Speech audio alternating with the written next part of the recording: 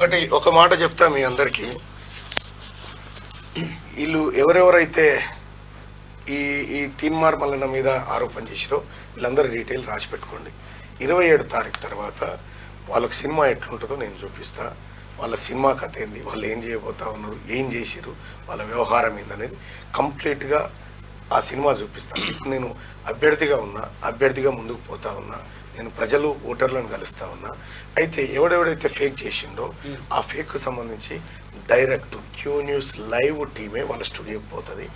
ఆ ఆధారాలు చూపించకపోతే, వాళ్ళు చేసినటువంటి ఆరోపణలకు ఆధారాలు లేకపోతే అప్పుడు తమాష ఎట్లుంటుందో చూడరు మీరు.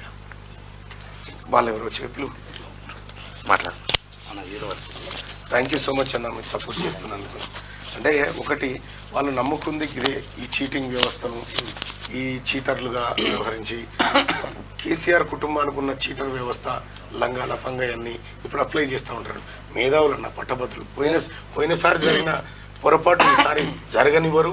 ఎట్టి పరిస్థితుల్లో కేటీ రామారావు నేనైతే ఒకటి చెప్తా ఉన్నా, నువ్వు ఇంకా 100 కోట్లు పంచినా నిన్ను కాంగ్రెస్ పార్టీ కార్యకర్తలు, మేధావులు, పట్టభద్రులు వాళ్ళు పంచే డబ్బుల్ని ఒక్క రూపాయిని కూడా అడ్డుకోకండి.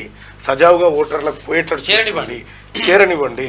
ఎందుకనంటే అది మన పేదవాళ్ళ రక్తంతో సంపాదించిన డబ్బు అది. టీఆర్ఎస్ పార్టీ వాళ్ళు అలా ఇప్పుడు ఓటుకు 1000 రూపాయలు ఇవ్వాలనేది టీఆర్ఎస్ టార్గెట్ అన్నారు. నేనైతే ఇవ్వలేనన్నా, ఎందుకంటే నేను అక్రమ మార్గంలో సంపాదించలేదు.